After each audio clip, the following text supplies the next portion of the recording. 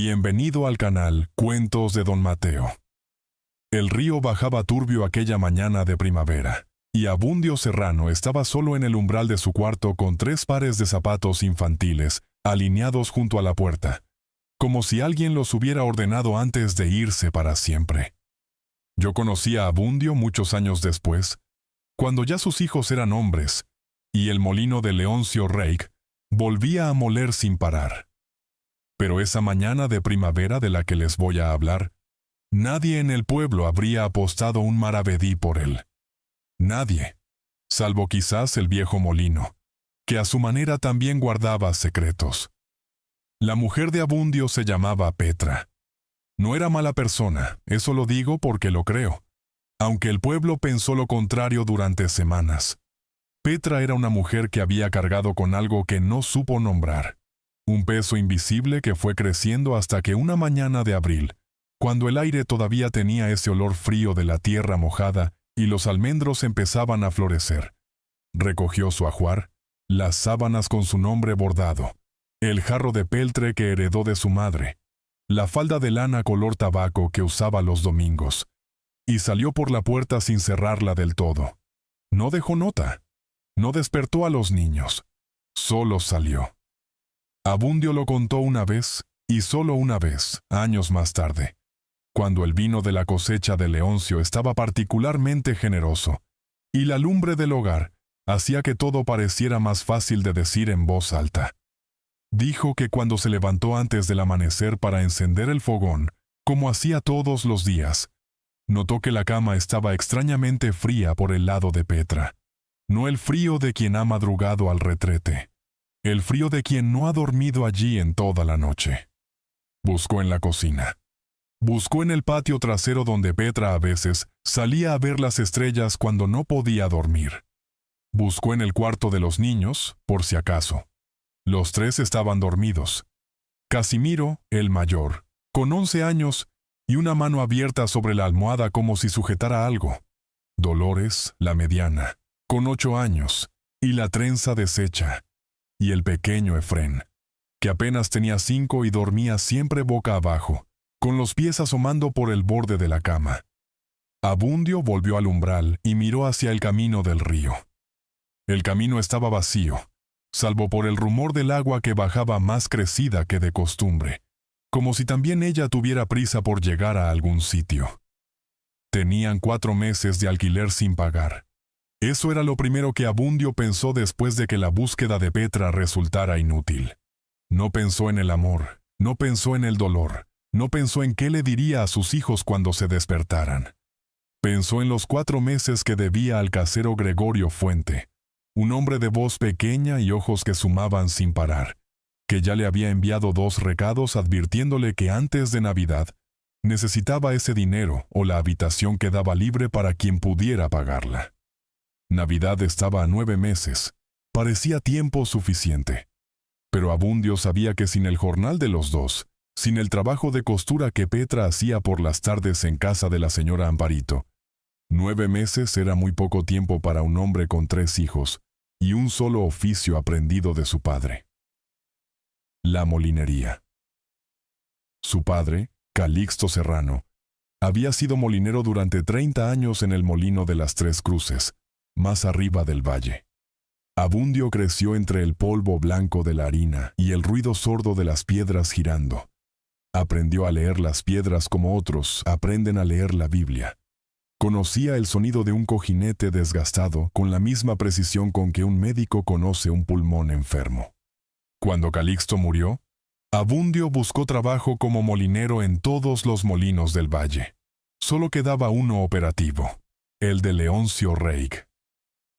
Leoncio Reig era un hombre de 60 años que olía a aceite de maquinaria y a tabaco negro, que medía las distancias entre las personas con la misma precisión con que medía el grano, y que tenía una manera muy particular de decir que no, sin crueldad aparente, sin elevar la voz, con una especie de razonamiento frío que hacía que la persona que escuchaba a él no sintiera que era ella misma quien lo había pedido. Abundio fue a verle 2 días después del abandono de Petra, cuando todavía tenía la cara de quien no ha dormido bien, y los niños estaban en casa de la vecina Concepción, que les había dado de desayunar sin hacer preguntas porque era ese tipo de mujer. El molino de Leoncio estaba al borde del río, donde el jalón hacía una curva ancha y dejaba una poza tranquila antes de volver a correr.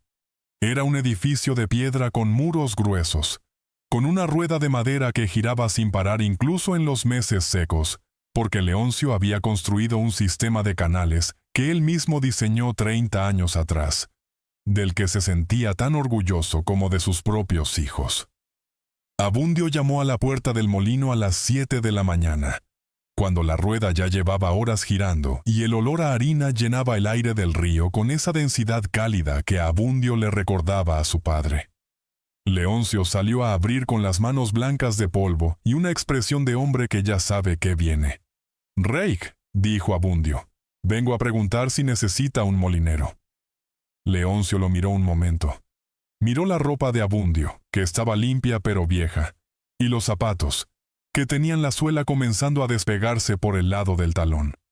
Luego miró hacia atrás, hacia el interior del molino, como si consultara algo que solo él podía ver. «Serrano», dijo finalmente, «¿cuántos hijos tiene usted ahora?» «3. ¿Y su mujer? ¿Está?» Hubo una pausa pequeña, del tamaño justo de una mentira que no se dice. «No está», dijo Abundio. Leoncio asintió despacio. Volvió a mirar los zapatos de Abundio, y luego sus propias manos blancas, como si comparara algo. «Un hombre con 3 criaturas y sin mujer», dijo, «no puede cumplir los horarios que yo necesito. Hay días que el molino trabaja de noche, hay emergencias, hay temporadas que son todo tiempo y ningún descanso. Un hombre con 3 criaturas y sin mujer», repitió, como si el peso de la frase la necesitara 2 veces. «No me sirve». Abundio no respondió de inmediato. Se quedó mirando la rueda que giraba detrás de Leoncio, ese movimiento continuo y paciente que él conocía de memoria, esa manera que tenía el agua de convertirse en trabajo útil, sin quejarse jamás. «Entendido», dijo finalmente. Y se fue. El pueblo habló durante semanas. Eso era inevitable, y Abundio lo sabía. Los pueblos pequeños necesitan hablar de sus desgracias ajenas, con la misma regularidad con que necesitan agua y pan. No por maldad, o no solo por maldad, sino porque la vida en común requiere procesar en voz alta lo que de otro modo quedaría atrapado entre las paredes de las casas, y pudriría las vigas. Decían que Abundio era torpe para las cosas del matrimonio, que era frío, que no sabía querer, que Petra había aguantado lo suficiente. Decían también, aunque esto se decía más bajo y en corrillos más pequeños, que quizás bebía, que quizás tenía mano dura, que quizás Petra había huido con razón. Abundio no respondió a ninguno, no porque no supiera qué decir, sino porque entendía que el pueblo no le estaba preguntando a él. El pueblo se estaba preguntando a sí mismo, y eso era un asunto en el que él no tenía nada que decir. Lo que sí hizo fue levantarse cada mañana antes de que sus hijos se despertaran, encender el fogón, calentar el agua para el café, que era más agua que café, cortar el pan que quedaba, dejar la mesa preparada y salir al camino antes de que el cielo terminara de aclarar. Buscó jornales en las fincas del Bajo Valle. Cargó sacos de trigo en el almacén de los Monterde durante 3 semanas, hasta que los Monterde tuvieron suficiente trigo almacenado. Reparó aperos, arados, trillos, yugos de madera, en el taller del herrero Emiliano, que le pagaba poco pero pagaba sin demora. Podó viñas en la finca del Solarejo cuando el capataz necesitó brazos extra para terminar antes de las lluvias de abril. Cada tarde volvía a casa con el cuerpo cansado y las manos de otro hombre, cubiertas de resina, de serrín, de tierra, de lo que hubiera tocado ese día. Los niños lo esperaban con la expresión de quien ha aprendido a no preguntar cosas que no tienen buena respuesta. Casimiro, el mayor, había empezado a hacer la comida del mediodía sin que nadie se lo pidiera. Una sopa de pan con ajo, a veces un huevo frito si quedaban huevos. Siempre agua hervida con una rama de hierbabuena del macetero del patio. Abundio miraba esa sopa y sentía algo que no era exactamente orgullo, ni exactamente tristeza, sino esa mezcla particular de las dos cosas que solo un padre entiende cuando ve a su hijo mayor haciendo lo que debería haber hecho él. Fue en septiembre cuando los zapatos de los niños empezaron a presentar el problema. Los de Casimiro se dieron primero por la puntera, luego por el lateral. Los de Dolores, que habían sido los de Casimiro el año anterior con una remendada en el talón, se rompieron del todo por el tobillo una tarde de lluvia, cuando la niña volvía de la escuela. Efrén, el pequeño, usaba los de Dolores, que ahora tenían un agujero en la suela que la madre de la vecina Concepción intentó reparar con una tira de cuero viejo. Un invierno entero con zapatos rotos o sin zapatos es una cosa que marca a los niños, no en el cuerpo. Los niños son más resistentes de lo que creemos, sino de otra manera, más interior y más duradera. Los niños con los pies fríos aprenden a caminar con una cierta cautela que no se va con el verano. Abundio juntó lo que pudo durante el mes de octubre.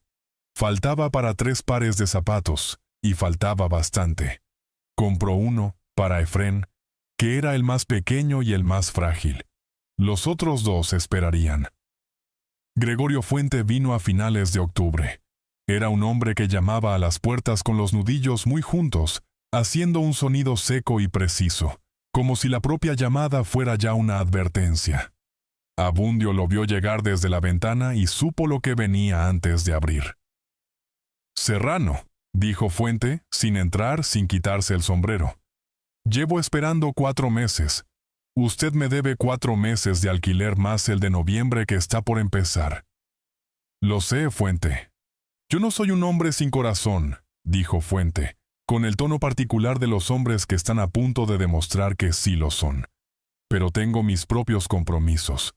Necesito ese dinero antes de Navidad. Antes de Navidad, Serrano. Si no está, la habitación queda libre a partir del Día de los Santos Inocentes». «Entendido», dijo Abundio. Fuente miró por encima del hombro de Abundio hacia el interior del cuarto, donde Dolores lavaba los cacharros, y Efrén dormía la siesta y Casimiro estudiaba inclinado sobre el cuaderno con una concentración que era casi física. «Tiene usted buena gente ahí», dijo Fuente, y su voz tuvo por un momento algo que podría haber sido compasión si hubiera durado más, pero no duró. «Antes de Navidad, Serrano». Y se fue. Abundio pasó esa noche sentado en la silla de la cocina, con el fogón casi apagado y el frío de noviembre entrando por la rendija de la ventana que no cerraba del todo. Tenía sobre la mesa un papel donde había escrito los números. Lo que debía, lo que tenía, lo que podría reunir si encontraba jornales de aquí a diciembre. Los números no cuadraban. Los números nunca cuadraban. Pero esa noche, la distancia entre lo que debía y lo que tenía era especialmente visible, como si el papel mismo subrayara el problema con tinta de otro color. Había algo más en esa mesa, aparte del papel de los números. Era un cuaderno pequeño, de tapas de cartón gris, con el lomo reforzado con cinta negra que ya se despegaba en un extremo. Era el cuaderno de su padre Calixto. Dentro estaban las notas que su padre había tomado durante 30 años de trabajo en el molino de las 3 Cruces. Las medidas de las muelas, los tiempos de ajuste según la estación, los tipos de grano y cómo respondían, los fallos más comunes en los mecanismos de cada molino del valle, las soluciones que había encontrado por sí mismo cuando no había nadie más a quien preguntar. Abundio lo había guardado desde que Calixto murió, hacía ya casi 12 años, sin saber muy bien por qué. No era un objeto útil para quien no trabajara en un molino. Era más bien una reliquia, la manera en que su padre había convertido 30 años de trabajo en algo que no se borraba con la muerte. Esa noche lo abrió. No lo había abierto en mucho tiempo. El papel olía a harina antigua y a tinta seca, un olor que le trajo de golpe la imagen de su padre inclinado sobre la mesa del molino, con la pluma en la mano y la frente fruncida, como si escribir fuera también un tipo de trabajo manual que requería esfuerzo físico. Leyó durante un rato. Llegó a las páginas donde su padre describía las averías del río en invierno, cuando las crecidas dañaban los mecanismos y los molineros se negaban a trabajar con los pies en el agua helada. Su padre había trabajado varias veces en esas condiciones y lo había anotado todo. Cómo evaluar el daño sin desmontar la rueda entera, cómo reparar los cojinetes con lo que había disponible sin esperar a que llegaran piezas nuevas del pueblo grande, cómo secar después los mecanismos para que no se oxidaran. Abundio cerró el cuaderno y lo dejó en la mesa. El fogón se apagó del todo. El frío entró más. Afuera, el río sonaba. Noviembre fue el mes más duro. Los Monterde no necesitaban más brazos. Emiliano el herrero tuvo un mes flojo y no pudo mantener el trabajo. La finca del Solarejo cerró la temporada de poda. Abundio encontró algunos jornales sueltos, un día aquí, 2 allá, pero no alcanzaban. El 16 de noviembre volvió Fuente. Esta vez no llamó con los nudillos, sino que mandó un recado con el chico del molendero, un papel doblado en 4 con la letra prieta y vertical, de quien ha aprendido a escribir tarde en la vida. Quedan 38 días. Fuente. 38 días para Navidad. Abundio guardó el papel en el bolsillo de la chaqueta. Lo llevó consigo durante varios días, como se lleva una piedra pequeña en el bolsillo, sin usarla, pero notando su peso. Ese peso tenía su propio ruido, como el río en noviembre, constante, sin pausa, sin la menor consideración por los que querían dormir. Los niños notaban algo, aunque nadie lo dijera. Casimiro empezó a levantarse más temprano todavía, antes incluso que su padre, para tener el agua caliente cuando Abundio bajara. Dolores aprendió ese mes a remendar calcetines, sentada junto al quinqué con un dedal demasiado grande para sus dedos. Efrén, el pequeño, preguntó una sola vez si la madre iba a volver para Navidad, y la pregunta quedó en el aire de la cocina como el humo de la leña verde, sin disiparse del todo, hasta que Casimiro le dijo que se callara, y Dolores empezó a cantar algo en voz muy baja para cubrir el silencio. Abundio, que había escuchado todo desde el pasillo, no entró. Se quedó en el umbral un momento, con la mano en la jamba de la puerta, y luego salió al patio donde el frío era más honesto. El río creció en diciembre. No fue una crecida ordinaria. Los viejos del pueblo dijeron después que no recordaban una igual desde el invierno de hacía 30 años, cuando el jalón se llevó el puente viejo de madera y tardaron 4 meses en reconstruirlo. Esa vez el agua llegó a las primeras casas del bajo pueblo. Dejó un barro negro que costó semanas limpiar, y mató 3 gallinas y un cerdo que alguien había dejado sin atar. Esta crecida de diciembre no llegó tan lejos, pero llegó más que suficiente. El mecanismo del molino de Leoncio Reich quedó dañado en la noche del 8 al 9 de diciembre. La rueda aguantó. Era una rueda sólida, de madera de roble que Leoncio había encargado 20 años atrás a un artesano del norte. Pero el sistema de transmisión entre la rueda y las muelas sufrió un daño que dejó el molino sin moler. El problema estaba en el árbol principal, el eje de hierro que conectaba el movimiento del agua con el movimiento de las piedras. La crecida había arrastrado troncos y escombros que golpearon el mecanismo desde abajo, torciendo el árbol y astillando el encaje de madera que amortiguaba el giro. Leoncio mandó recado a 4 molineros del valle. Todos dijeron que no. En invierno, con el río todavía alto y la temperatura del agua cerca del 0, trabajar en los mecanismos dañados era una tarea que ningún hombre con otra opción aceptaba. Y esos 4 molineros tenían otras opciones. Leoncio se quedó 3 días mirando el molino parado, que era para él una especie de enfermedad personal, como si el dolor del molino fuera también su propio dolor. Sus hijos no sabían de mecanismos. El herrero del pueblo conocía el hierro, pero no la transmisión de los molinos. El carpintero podía trabajar la madera, pero no sabía dónde poner qué. Fue la mañana del 12 de diciembre cuando Abundio se presentó en el molino. No lo había mandado nadie. No había recibido recado. Había escuchado a la gente en el mercado hablar de la avería. Había escuchado que nadie quería trabajar en las ruedas dañadas en invierno. Y había abierto el cuaderno de su padre esa misma noche, para confirmar lo que ya sabía. Que ese tipo de avería, la del árbol de transmisión torcido por golpe de arrastre, era precisamente una de las que Calixto Serrano había descrito con más detalle, porque le había tocado repararla 2 veces en su vida, y la segunda vez lo había hecho solo, en invierno, con los pies en el agua. Abundio llegó al molino con el cuaderno de su padre en el bolsillo de la chaqueta, en el mismo bolsillo donde había llevado el papel de los 38 días de fuente. Llamó a la puerta. Leoncio abrió con la expresión de quien ha dejado de esperar que las cosas mejoren por sí solas. «Serrano», dijo. «Reik», dijo Abundio. «He oído que el árbol de transmisión está torcido». Leoncio no dijo nada durante un momento. Miró a Abundio con esa mirada que sumaba sin parar, esa mirada que evaluaba lo que veía con la misma precisión con que medía el grano. «¿Ha trabajado en eso?», dijo finalmente. «Mi padre trabajó en eso. 2 veces. Lo tengo anotado». Sacó el cuaderno del bolsillo. Leoncio lo miró. No lo tomó, solo lo miró, como quien mira un documento que podría ser verdadero, o podría ser una hoja en blanco. «Es invierno», dijo Leoncio. «Ya lo veo», dijo Abundio. Otra pausa. El río sonaba detrás de los 2 hombres, esa manera del agua de llenar los silencios sin pedir permiso. «Si lo deja peor, no le pago nada», dijo Leoncio. «Si lo dejo peor, no le pido nada», dijo Abundio. El trabajo duró 3 días. Los niños vinieron el primero de esos días, porque Casimiro quería ver y Abundio no tuvo cómo decirle que no. Se quedaron en la orilla del río, los 3 juntos. Casimiro de pie con los brazos cruzados intentando parecer mayor de lo que era. Dolores sentada en una piedra con las rodillas juntas.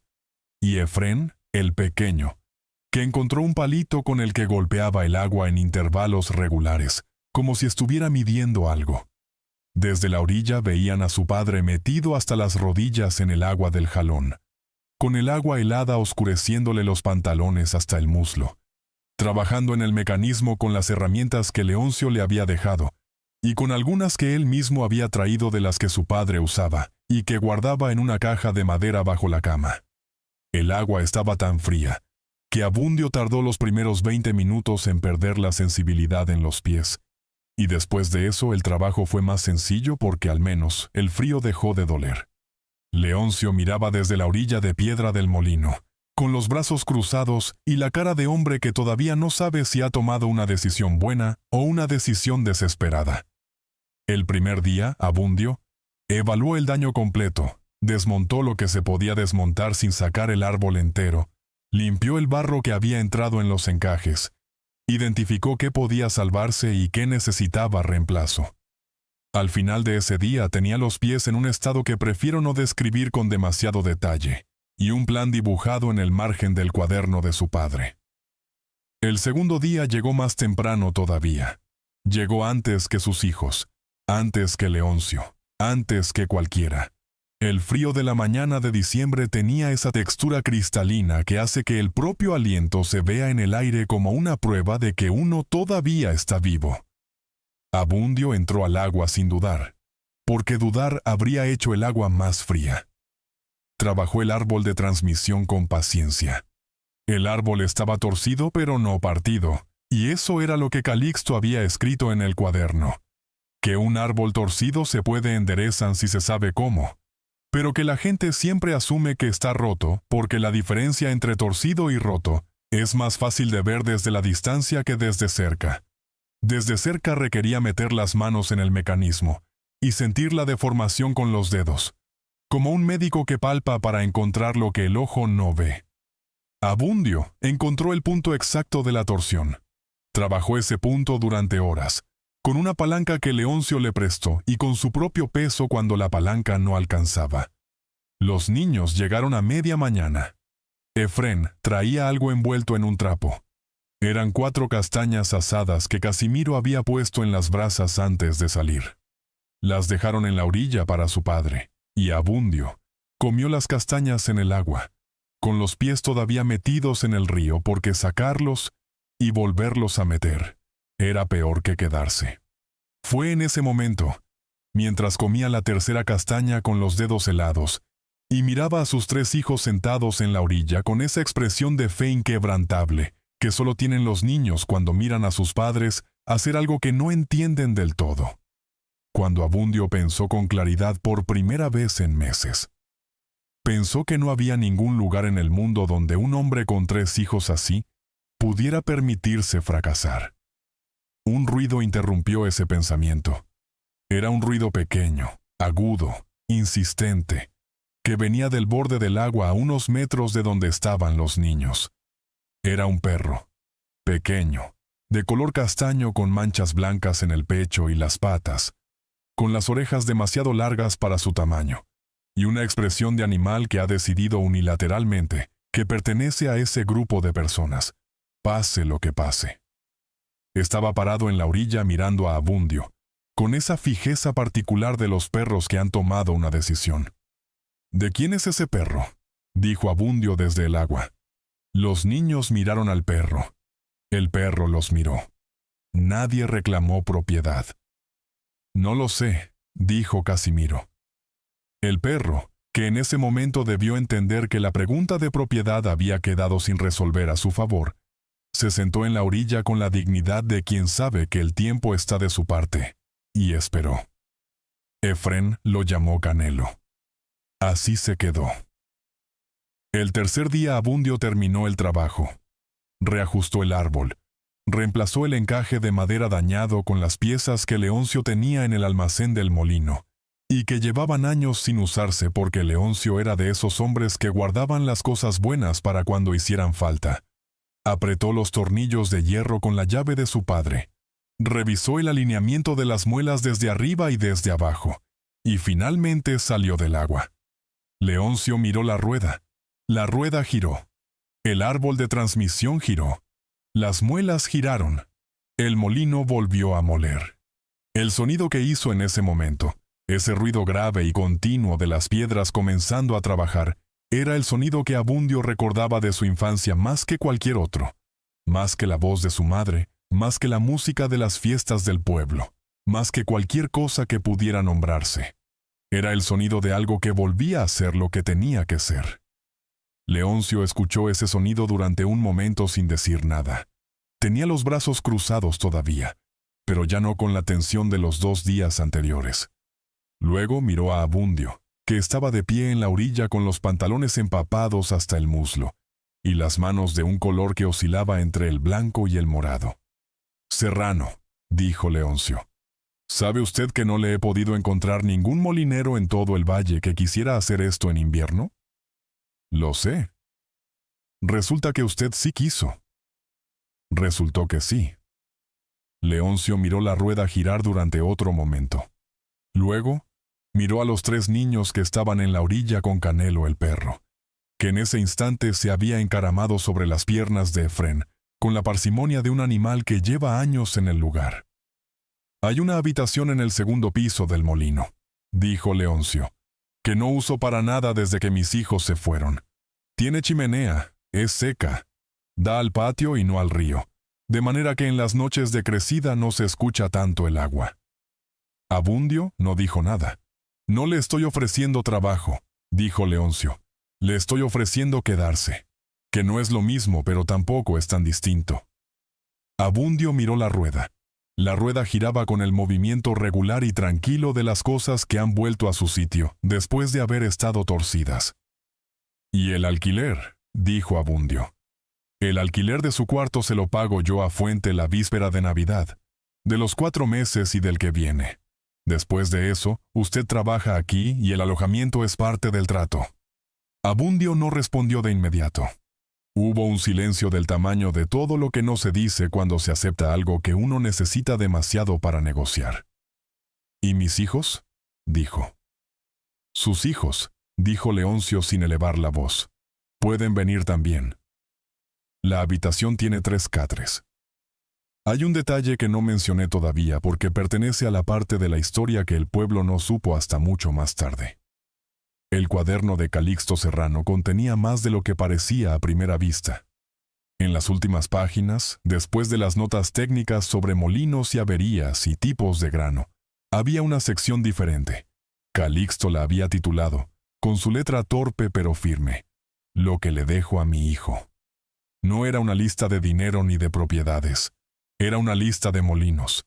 10 molinos del valle, con sus nombres, sus dueños, el tipo de mecanismo que usaban, y junto a cada uno, una nota pequeña. Este tendrá problemas en el árbol cuando el río suba. Este necesitará reemplazar las muelas en 3 años. Este fallará en la turbina cuando llueva más de 15 días seguidos. Calixto Serrano había pasado 30 años aprendiendo los molinos del valle, como se aprende a leer el cielo antes de la tormenta.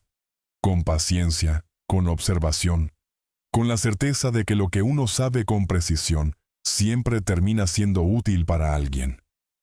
Había escrito esas notas pensando en Abundio, sabiendo que su hijo algún día necesitaría ese conocimiento, sin saber cuándo ni cómo, pero con la certeza de quien conoce bien a su propio hijo. Ese momento llegaría, y cuando llegara, el cuaderno estaría allí. El molino de Leoncio Reig era el tercero de la lista.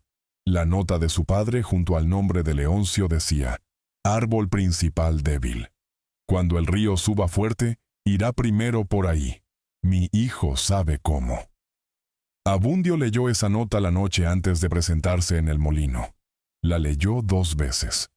La tercera vez no pudo terminar de leerla porque el papel se le empañó de una manera que no tenía nada que ver con la humedad del cuarto. La víspera de Navidad, Leoncio Reig fue a casa del casero Gregorio Fuente y pagó el alquiler atrasado de Abundio Serrano, los 4 meses y el mes de diciembre, en monedas contantes que Fuente contó 3 veces porque era ese tipo de hombre. Fuente cogió las monedas y no dijo nada durante un momento. Luego miró a Leoncio con una expresión que era mitad alivio y mitad curiosidad. ¿Por qué usted?, dijo. Leoncio se encogió de hombros con esa economía de gestos que tenía para las cosas que le parecían evidentes. Porque Serrano me devolvió el molino, dijo, y un molino vale más que 4 meses de alquiler. Los niños de Abundio se instalaron en la habitación del segundo piso del molino la tarde del 23 de diciembre. La habitación olía a madera vieja y a harina, ese olor que Abundio conocía desde la infancia, y que a sus hijos les resultó extraño al principio, y luego familiar, y luego, después de un tiempo, simplemente el olor de casa. Canelo. El perro subió con ellos. Leoncio fingió que no lo había visto. Esa primera noche en el molino, Casimiro y Dolores hicieron las camas con las mantas que habían traído del cuarto de Fuente, y Efrén se quedó dormido antes de que terminaran, con Canelo enroscado a sus pies, y una expresión de paz que Abundio no le había visto desde la mañana de abril en que se despertó, y encontró que todo había cambiado. Abundio se sentó en la silla de madera junto a la chimenea del segundo piso, con el cuaderno de su padre en la mano, y lo abrió por las últimas páginas. Leyó la lista de los 10 molinos una vez más. Contó los que quedaban después del de Leoncio. 7. Fuera, el río sonaba. Pero sonaba diferente desde ese lado del molino, desde la ventana que daba al patio, desde ese lugar seco y cálido que olía a harina y a leña. Desde allí el río no amenazaba. Desde allí el río simplemente recordaba que seguía fluyendo, que siempre había algo por donde el agua encontraba su camino, que el agua y los hombres tenían eso en común, que podían pasar por encima de lo que se les pusiera delante, si sabían cómo.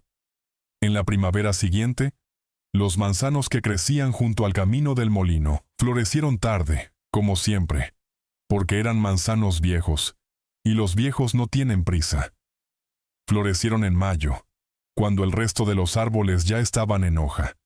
Y cuando lo hicieron, llenaron el aire del río con ese olor particular de la flor del manzano que es dulce sin empalagar, que huele a principio de algo. Casimiro aprendió ese año a manejar el sistema de compuertas del canal. Dolores aprendió a leer los tiempos de molienda según el tipo de grano. Efrén, que tenía ahora 6 años, aprendió principalmente a seguir a Canelo por el patio del molino sin caerse al canal, lo que era un aprendizaje perfectamente válido para su edad. Leoncio Reig resultó ser de esas personas que muestran su afecto a través del silencio compartido. No hablaba mucho, pero cuando hablaba decía lo necesario, sin añadir ni quitar. Con los niños tuvo una paciencia que sorprendió al pueblo, que lo recordaba como un hombre poco dado a las complicaciones humanas. Con Abundio tuvo el respeto que se tiene por alguien que ha hecho algo que nadie más quiso hacer, sin pedirle más de lo que él mismo podía dar. El pueblo habló un poco menos de Abundio después de Navidad. No del todo, porque los pueblos no abandonan sus conversaciones de golpe, sino que las van dejando caer poco a poco, como se deja caer la fruta que ya maduró, cuando toca, sin que nadie lo decida. Algunos dijeron que Leoncio había actuado por compasión. Otros dijeron que había actuado por interés, porque un buen molinero vale mucho dinero a largo plazo. Los más honestos dijeron que probablemente las dos cosas eran verdad a la vez, y que eso no le quitaba valor a ninguna. Nadie dijo nada sobre el cuaderno de Calixto Serrano, hasta que Abundio lo contó él mismo, muchos años después, junto al fuego y con el vino de la cosecha de Leoncio, siendo particularmente generoso. Lo contó como quien cuenta algo que lleva tiempo queriendo contar y que solo espera el momento adecuado para salir. Con calma, con precisión, sin adornos. El pueblo escuchó. Y en el silencio que siguió a esa historia, hubo algo que se parecía al reconocimiento. Esa sensación de que algunas cosas tienen sentido, aunque solo lo comprendamos mucho después de que ocurran. Petra nunca volvió. Eso también es parte de la historia, y sería deshonesto no mencionarlo.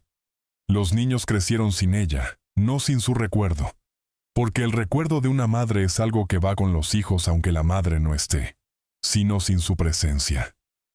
Casimiro se hizo molinero como su padre y su abuelo. Dolores se casó con un muchacho del pueblo de más arriba que tenía una huerta de membrillos y hacía el vino más áspero del valle. Efrén estudió en la ciudad y se hizo maestro. Y cada vez que volvía al molino en vacaciones, traía consigo ese olor particular de ciudad, que tardaba unos días en perder, y que a Canelo le parecía siempre sospechoso. El molino de Leoncio siguió moliendo durante décadas. Cuando Leoncio murió, lo hizo un domingo de invierno, sin prisa y sin drama, como había vivido, dejó el molino a Abundio Serrano. No con papeles ni con notarios. Lo dejó escrito en un cuaderno pequeño de tapas de cartón, con la letra prieta y firme de quien ha decidido algo con claridad. El cuaderno lo encontraron junto a la cama de Leoncio. Y lo primero que pensó Abundio cuando lo leyó fue que los cuadernos de los padres tenían esa costumbre de llegar en el momento justo. Y el río siguió fluyendo. El río siempre siguió fluyendo. A veces la vida nos pone en el agua helada sin pedirnos permiso. Nos mete hasta los muslos en el frío de lo que no elegimos y nos dice, o sabes cómo, o te hundes. Abundio. Serrano sabía cómo. Lo sabía porque su padre se lo había enseñado, no con palabras ni con consejos, sino con la paciencia de 30 años de trabajo anotados en un cuaderno de tapas grises, que esperó el momento preciso para ser útil. Hay herencias que no se ven hasta que se necesitan. Hay padres que preparan a sus hijos para tormentas que ellos nunca verán. Hay hombres que se levantan antes del amanecer no porque no tengan miedo, sino porque tienen 3 razones para levantarse, que pesan más que el miedo. Abundio nos recuerda que hay trabajos que nadie quiere hacer en invierno, y que quienes los hacen, a veces, se quedan.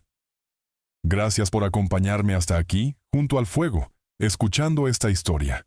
Si tocó algo dentro de usted, déjeme su comentario abajo. Los leo todos con mucho cariño y tiempo. No olvide suscribirse al canal para seguir recibiendo historias como esta. Historias de gente sencilla que enfrentó cosas difíciles con lo único que tenía: el oficio aprendido y la dignidad callada. Alguna vez recibió de alguien, quizás mucho después de que esa persona se fue, algo que en su momento no supo reconocer como un regalo.